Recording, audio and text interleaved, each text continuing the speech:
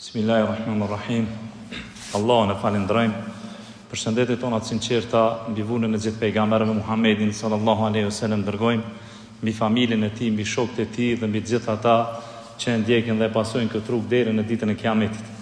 Të nderuar vëllezër, vazhdojmë mësimet tona një pejgamberin sallallahu alaihi wasallam përmes virtyteve të tij dhe kemi ardhur tek mësimi 49 ku autori pra Imam Tirmidhiu na flet për turpin e të dërguarit të Allahut. Dhe në këtë kapitull Imam Tirmidhiu o vëllezër ka sjell dy hadithe që tregojnë për turpin e pejgamberit alayhi salatu wassalam. Dhe ju e dini se turpi është një tipar madhështor dhe është një cilësi prej cilësive të mira të njerëzve të devotshëm. Prandaj edhe turpi është koka e moralit mirë, është petku i devotshmërisë. Me turp dhe me këtë moral janë dërguar pejgamber të Allahut të lartësuar. Dhe jo rastësisht të vëllezër kanë thonë se misku i cili flet vet është turpi. Pra misku i cili flet vet është turpi. Allah subhanahu wa taala është i turpshëm dhe është bujar. Për atë edhe qëllimi i kësaj fjale, pra Allahu ka turp, është pikërisht ashtu siç na tregon i dërguari i Allahut në hadithin e tij, që këtë hadith e gjejmë të sakt tek Hoxha e Islamit Imam Albani në Sahih Ibn Majah me numrin dorë 31, ku pejgamberi alayhi salatu wasalam ka thonë: Allahut i vjen turp prej robit të tij, që kur robi i tij i ngre duart lart dhe kërkon dhe i lutet Allahut, ndërsa atij pra Allahut i vjen turp t'ia kthej duart bosh, pra pa ju përgjigjur. Allah subhanahu wa taala o vëllezër tek sura Ahzab ajeti 53 thotë: Allahu nuk turprohet që t'ju thoni të vërtetën. Umu Salama radhiyallahu anha, gruaja e Ebu Talhait, një ditë erdhi tek i dërguari i Allahut Muhamedi sallallahu alaihi wasallam dhe i tha: O i dërguari i Allahut, Allahu nuk turprohet nga e vërteta. Dhe pastaj vazhdon duke thonë: O i dërguari i Allahut, a e kemi për detyrë, pra a jemi të obliguar që gruaja të merr gusël nëse ejakulon në gjumë? Pejgamberi alayhi salatu wassalam ju përgjigj asaj duke thënë: po, nëse e sheh se është e lagur. Hadithi është tek Imam Buhariu dhe Imam Muslimi. Të nderuar besimtar, turpi është nga degët e imanit. Pejgamberi alayhi salatu wassalam na thot hadithin e Imam Buhariut, thot imani është 60 e ca shkallë dhe turpi është pjesë e saj. Lind pyetja, pse i dërguari i Allahut Muhamedi sallallahu alaihi wasallam e veçoi turpin si pjesë për pjesëve të imanit? Për arsye se origjina e turpit është mirësi dhe është hajër. Pra e gjithë origjina e turpit është mirësi edhe është hajër. Prandaj modestia ka qenë prezent te të gjitha popujt. Mirë po ummeti Muhammed që është veçuar me një prej modestive është turpi. Pra Allah azza xhala e ka veçu ummetin e pejgamberit Muhammedit alayhi salatu wasalam me turp.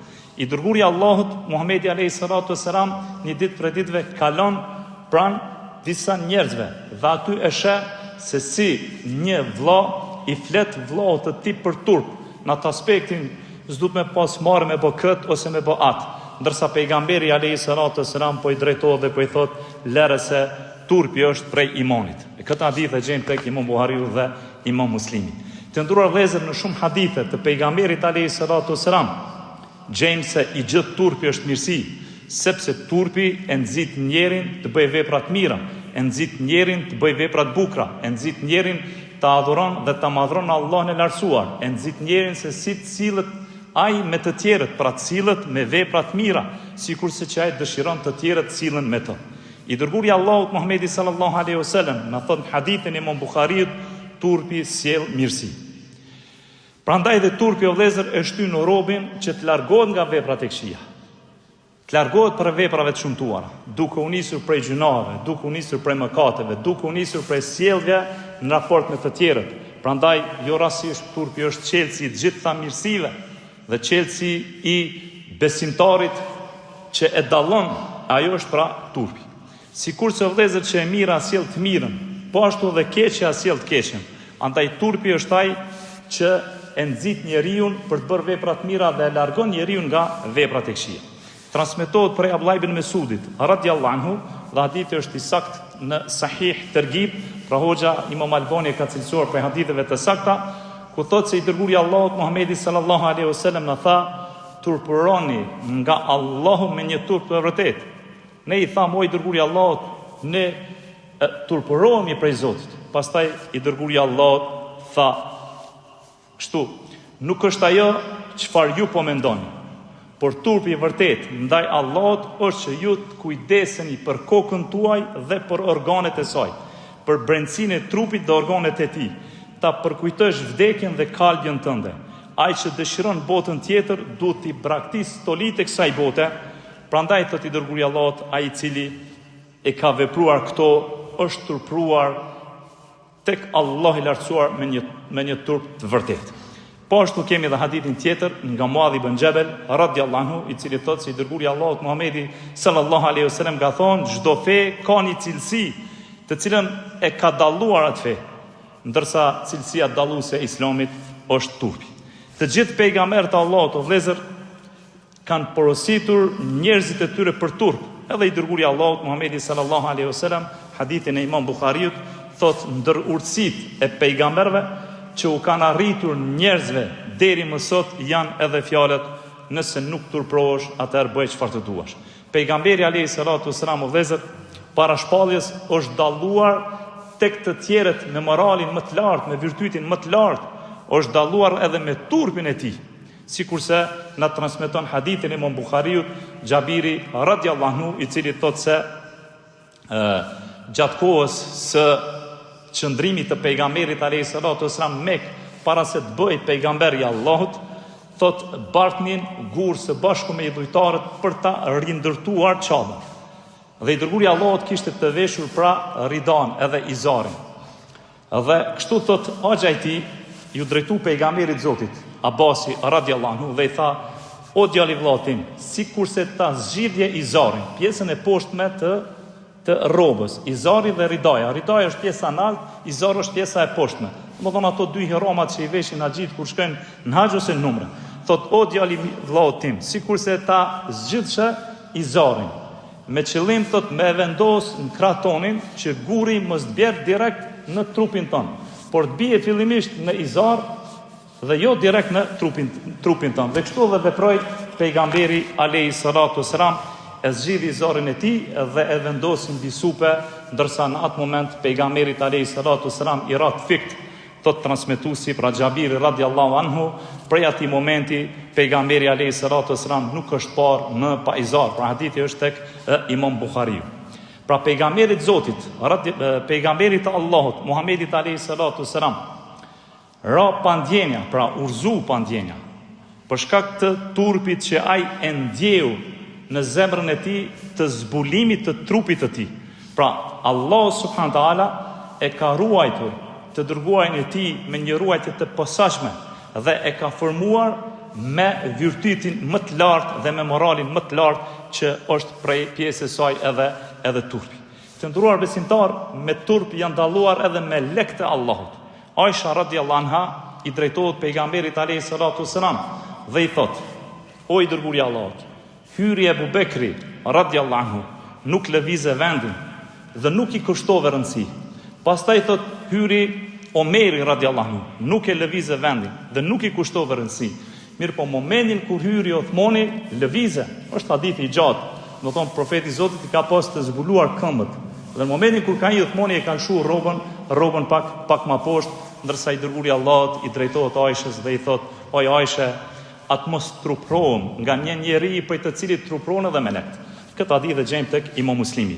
Pra, pejgamberi alayhi salatu wasalam, kur është ngritur në Isra dhe Miraj, dhe ju dini se aty fillimisht janë bë obligim 50 kohë namazit. Dhe pastaj Allah subhanahu taala e zbriti në 5, mirë po me vlerën e 50. Dhe kur u kthy, përsëri i tha Musa alayhi salatu wasalam, dhe i tha se çfarë bëri Zoti me ty, dhe i tregon i dërguari i Allahut as se çfarë ka ndodhur me të. Musa i thot: ktheu te Zoti yt, lehtësoja thot edhe më shumë umetit, sepse umeti jam edhe më pak se kaq nuk kam mundur me i kry.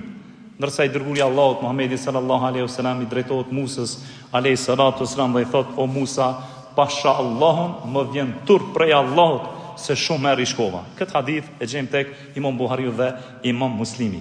Prandaj o vëllezër, nëse turpi largohet prej zemrës së njeriu, atëherë zemra e njeriu ka mu zhyt në mëkate. Dhe ka mu shkatru, për arsye se keme pa personin duke vepru vepra jo të mira, vepra të ndaluara, vepra që e ndjek rrugën e shejtonit dhe rrugën e epshit, dhe e shese duke bërë prej veprave më të ulta, për të cilat ne jemi ndaluar për të vepruar. Pra pam si hyrje se çfarë veproi i dërguari i Allahut, dhe çfarë na tregoi i dërguari i Allahut, dhe çfarë shembuj pam me të dërguarin e Allahut, se si Allah i lartësuar kishte përsosur pra me moralin e tij më të lartë, pra turpin. Dhe autori e vëllezër na sjell hadithin 358 nga Ebu Said el-Khudriu radhiyallahu anhu, i cili thotë se pejgamberi alayhi salatu selam ishte më i turpshëm se virgjiresha në dhomën e veçantë të shtëpisë së saj, ndërsa kur nuk i pëlqente diçka vrejej në fytyrën e tij. Këtë hadith e gjejmë tek Imam Buhariu dhe Imam Muslimi. Këtë shembull që na e tregon neve Ebu Said el-Khudriu dëshiron me na tregu se i dërguari i Allahut ka qenë i përsosur edhe në turp. Pra ka pru këtë shembull për të na tregu se sa morali apo sa turp ka pas pejgamberi i Zotit. Edhe me çfarë shembulli e tregoi dhe tha se si virgjiresha në dhomën e veçantë të shtëpisë së saj. Arabët o vëllezër, kur kanë dashur me tregu moralin e dikujt, kur kanë dashur me tregu turpin e dikujt, e kanë marrë si shembull këtë pjesë të hadithit. E kanë marrë si shembull këtë pjesë të hadithit për me dëshmu për turpin e asaj apo me dëshmu për turpin e tij. Sepse në kaluarën, domethënë ju e dini se vajzat e reja nuk kanë lëviz prej shtëpiave. Bile vajzat e reja as që kanë bisedu me gratë të cilat kanë qenë të martuara. E le mo me fol vajzat e reja me burra të huaj, me njerëz të huaj. Dhe kjo është natyrshmëri që Allah subhanahu wa taala pra i ka kriju apo e ka kriju tek vajzat e reja. Mirë po sot gjendja ka ndryshuar. Dhe i shet se shumë vajza të reja folin me njerëz të huaj, me burra të huaj, me mashkuj të huaj. Prandaj, prej shkaqeve të paksimit dhe largimit të turpit, është edhe përzimja e grave me burra. Prej shkaqeve të largimit të turpit, është edhe bashkimi i femrave apo i vajzave të reja së bashku me djemt në një shkollë. Jo vetëm që janë të bashkuar ata së bashku, po bile ata as nuk e kanë edhe hijabin apo mbulesën shariatike në trupat e tyre. Të nderuar vëllezër, ulemaja kur kanë folë për turpin e kanë dhënë 3 pjesë. Edhe kanë thonë, turpi është në 3 lloje, ndoshta ka dhe më shumë. E para kanë thonë është turpi nga Allah. E dyta turpi nga njerëzit, dhe e treta turpi nga nefsit, nga vetvetja jote. Turpi më i madh dhe turpi më i dobishëm është turpi nga Allah. Prandaj, ai cili turprohet nga Allahu, ai nuk i neglizhon detyrimet që Allah i ka bërë obligim për to. Edhe nuk këmbgul mëkate. Pse? Sepse e ka tutën e Allahut. Sepse e din që një ditë ka me dalë dhe ka me dhon llogari për Allahut. Ajo është dita Kiametit. Dhe ky pikërisht është turpi i vërtet, sikurse e lexuam hadithin e lartë përmendur të pejgamberit Zotit ku tha turpronin nga Allah me një turp të rrethët, turpi prej të madhit Zot. Dhe e kemi edhe një hadith tjetër që hoxha e Islamit Imam Albani në Sahiha, pra zinxhirin e haditheve të sakta e ka cilësuar prej haditheve sahih, ku Said ibn Lazdiu erdhi tek i dërguari i Allahut dhe i tha: "O i dërguari i Allahut, më këshillo."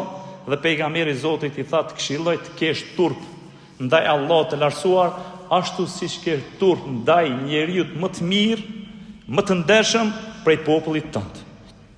Ndërsa Ibn Mesudi radhiyallahu anhu thotë o vëllezër, gjëja më e keqe tek besimtarët është mungesa e turpit. Gjëja më e keqe tek besimtarët është mungesa e turpit. Edhe e dyta, turpi ndaj njerëzve. Turpi ndaj njerëzve është treguesi më i madh i burrisë dhe personalitetit të njeriu. Zeid ibn Thabit radhiyallahu anhu thotë: ai që nuk turprohet për njerëzve, dijeni se ai nuk turprohet as prej Allahut. Pra përderisa nuk i vjen marrë as për njerëzve, aty nuk i vjen marrë edhe prej Allahut subhanahu taala. Prandaj besimtari i sinqert është ai i cili ka turp me i dëmtu të tjerët, qoftë me gjuhën e tij, qoftë me dorën e tij. Nuk ofendon, nuk bën gibet dhe nuk bart fjalë dhe nuk Bon, thashë e thonë me. Po ashtu besimtari sinqert është ai i cili pra e ruan edhe veten e vet. Pra nuk i zbulon pjesët e trupit të cilat janë të ndaluara për të zbuluar. Edhe e treta vëllezër është turpi ndaj nefsit, turpi ndaj vetvetes. Si arrihet kjo? Turpi ndaj vetvetes arrihet kur njeriu bëhet gjykatës i vetvetes vet. Si bëhet njeriu gjykatës i vetes vet? E mban përgjegjësinë e asaj çfarë flet, e mban përgjegjësinë e asaj çfarë shikon, e bën përgjegjësinë e asaj çfarë dëgjon. Pra, ky rob Zoti e din se një ditë ka më dhon llogari para Allahut, për atë edhe e ndal veten e vet. Për atë edhe kanë thonë ulemoja, më i sinqerti ndaj të sinqertëve është ai i cili e merr në pyetje veten e vet, e llogarit veten e vet para se me llogarit pra Allah subhanahu wa taala apo të tjerët. Dhe pjesa e dytë e hadithit të pejgamberit të Zotit është ku thotë i dërguari Allah, ndërsa kur nuk i pëlqente pejgamberit të Zotit diçka vren fytyrën e tij.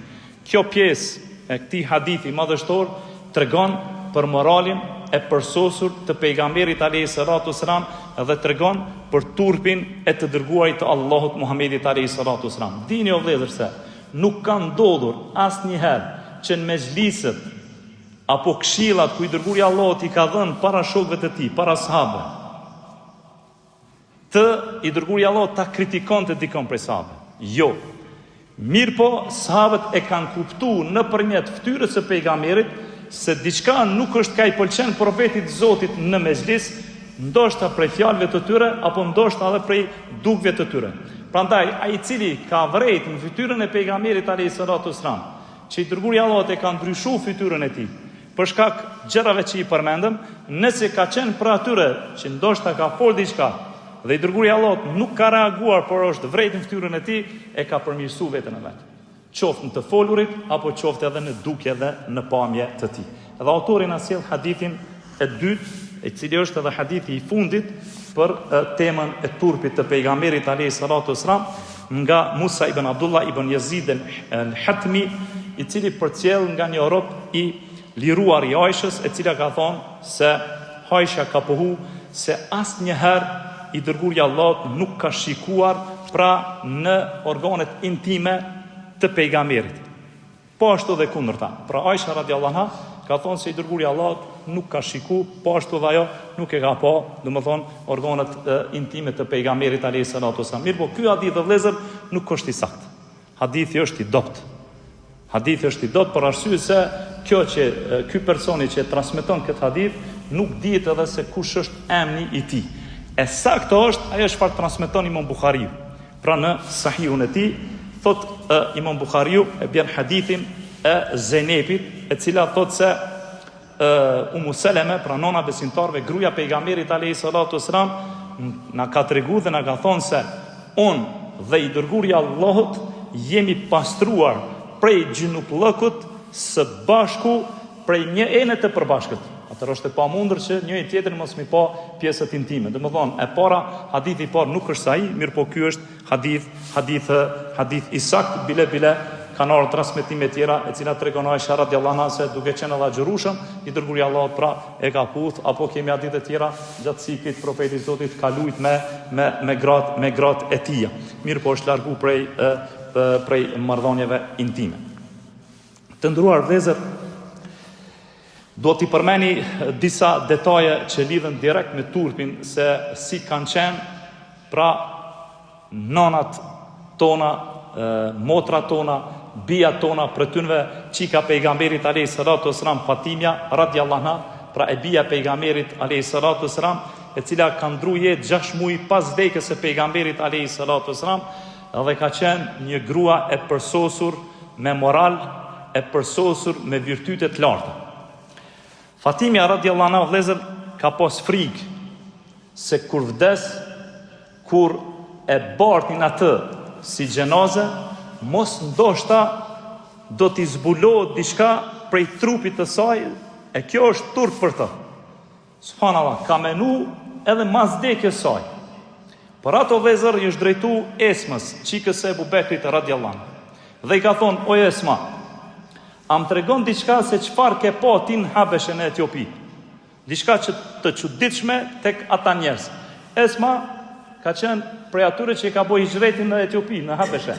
Dhe i drejtohet pra Fatimës radhiyallahu anha dhe i thot oj Fatime, thot kam parë gjenazën që e kanë vendosur në tabut, jo në sendek. E kanë vendosur në tabut, sikurse që e bartim edhe ne. Do të thonë, ka koka dhe të këmbët është pak më e ngritur, edhe nonën e djathtë dhe nonën e majt pra është më e ngritur. Pra thot, kam parë që e kanë vendosur gjenazën në tabut, në të djathtën të majt ka qenë pra më e ngritur me qëllim që mos të duket trupi i të vdekurit. Dhe Fatimja radhiyallahu anha kur e merr përgjigjen e Esmës, pra çikës së pejgamberit, çikës së Ebu Bekrit, thot unë thot po porosis që pas vdekjes time me u vendos në Tabuk që me mu rujt trupi jem, mos mu pa diçka prej trupit tem për shkak të marrës që ajo e ka pasur. Pra, ky tregon se sa e ngritur dhe çfarë personaliteti të lartë dhe sa e virtytshme me turp të lartë ka qenë pra çika e pejgamberit alayhi salatu wasalam, pra Fatimja radhiyallahu anha, e cila duhet të jetë edhe shembull për motrat tona, nonën tona dhe gratë tona. Aisha radhiyallahu anha, e bija e Ebu Bekrit, gruaja e pejgamberit alayhi salatu wasalam, nëna besimtare. Ka hyrë në dhomën e saj ku ka qenë i varrosur aty burri i saj i dërguari i Allahut, dhe ku ka qenë i varrosur aty baba i saj Ebu Bekrit. Dhe kur ka hyrë në dhomën e saj, ata kanë qenë të varrosur o vëllezër. Nuk është mbulu. Edhe ka thonë me veten e vet, ka thonë s'kam nevojë më mbulu në këtë dhomë këtu, se është burri jam pejgamberi alayhi salatu wasalam dhe është baba jam Ebu Bekri. Dhe thot momentin kur është varros Omeri radhiyallahu anhu, thot pasha Allahun, thot asë njëherë nuk kum hynë dhomë aty, pa qenë e mbuluar. Edhe këtë e kum bo për shkak turpit dhe marrës që e kum pas ndaj kuj, ndaj Omerit radhiyallahu anhu. Pra, edhe të vdekt i ka respektu, i ka armare dhe është mbulu. Kush e shtyni këto me bo, e ka shty me bo turpi që e ka pas ndaj Allahut subhanahu wa taala. Shembull tjetër e kena Musën alayhis salam. Largohet prej zullumit faraonit dhe nisën në drejtim të Shamit, Palestinës. Dhe kur afrohet te burimi i Medjenit, aty i sheh një grup njerëzish duke i dhënë ujë baktive të tyre. Mirë po pak më lart, Musa alayhis salam i sheh dy gra të cilët kanë qenë të veçuar dhe jo të përzier me burrat për t'ju dhënë ujë kafshëve të tyre. Lind pyetja, kush i boni këta dy gra që ata të mos përzihen me burrat huaj? I boni turpi. Për shkak turpit, ata nuk nejtën, nuk u përzihen që me i dhon ujë edhe ata kafshët të tyre së bashku me burrat. Por ata qëndruan më lart. Musa kur e pa veprën e tyre, sikurse mendoi në veten e tyre dhe tha, këta a nuk kanë bab, a nuk kanë vllazër, a nuk kanë shërtor? Më thonë, pse këta kanë ardhur? Edhe pse këta rrin lart? Mirë po Allah Azza Jalla na tregon këto tek sura Qasas ajeti 22 dhe 23, ku thot i Madhi Zot, e çka është puna e juve dyjave? Ato që të dyja i thanë, ne nuk i japim ujë derë që të largohen barinjet, kurse babai është shumë i varfër, atëherë ai u dha ujë kafshëve të tyre, pastaj u largua anash nën hije. Pra masi që i ndihmoi Musa alayhis salam, u largu për tyve, ndërsa ata treguan arsyetimin pse janë ata aty, për shkak se nuk ka pas kusht tjetër me ardh, ndërsa baba i tyre, pra pejgamberi i Allahut Shuaibi, ka qenë i moshuar dhe nuk ka pas mundësi që ai me ardh. Pastaj pra këta, masi që e kryen punën, i japin ujë pra kafshëve të tyre, kthehen tek Shuaibi, i tregojnë për veprën e Musës dhe Shuaibi alayhis salam kërkon që t'ja shpaguaj veprën dhe punën e Musës, edhe dërgon njërën për këtyre gocave me thirr Musën, siç na tregon Allah subhanahu wa taala tek sura Qasas ajeti 24, e njëra për tyre erdhi duke ecur e turpërueshme. Ka ardhur me turp tek Musa alayhis salatu wasalam dhe i tha, baba im thret ty për të paguar shpërblimin për atë çfarë ti na udhë baktive tona ujë. Dhe Musa alayhis salatu wasalam, siç është përmendur në disa transmetime të sakta, ai nuk e ka ditë se ku është shtëpia e Shuaibit. Ka ecë përpara. ndërsa mrapa Musës o kon e bia e Shuaibit, e cila më vonë do të jetë edhe gruaja e Musës alayhis salatu wasallam. Mos e ktheni, e lexoni edhe te Surja Kasas, e lexoni historinë se çfarë ka ndodhur me të, ndërsa e bia e Musës ka qëndruar mrapa Musës, e bia e Shuaibit ka qëndruar mrapa Musës alayhis salatu wasallam, ndërsa ja ka treguar rrugën e vëllezër duke gjuajtur gur. Prej turpit nuk ka fol, ka gjujt gur në ana djathtë, hes në djathtë, hes drejt përpara ose hes në anën e majt. Nëpërmjet gurve ja ka treguar rrugën pra Musës deri tek shtëpia e tyre, pra deri tek shtëpia e Shuaibit alayhis salatu wasallam. Prandaj vëllezër, të gjithë pejgamberët e Allahut kanë trashëguar fjalën nëse nuk turprohesh, bëj çfarë të duash, dhe këtë hadith e gjejmë tek Imam Buhariu. Dhe dini o vëllezër se ai person i cili nuk ka turp, prej tij pritet çdo gjë. Pse? Sepse prej zemrës së tij është larguar perdja e turpit. Është larguar prej zemrës së tij perdja e turpit. E lutim Allahun e lartësuar të na falë dhe mëshiron, me shpresë që të takomin e dersin ton të radhës, ku do të flasim për kapitullin e ri që autori pra Imam Tirmidhiu na flet se si mjekohej pejgamberi alayhis salatu wasalam nëpërmjet hijamës sallallahu alaihi wasallam.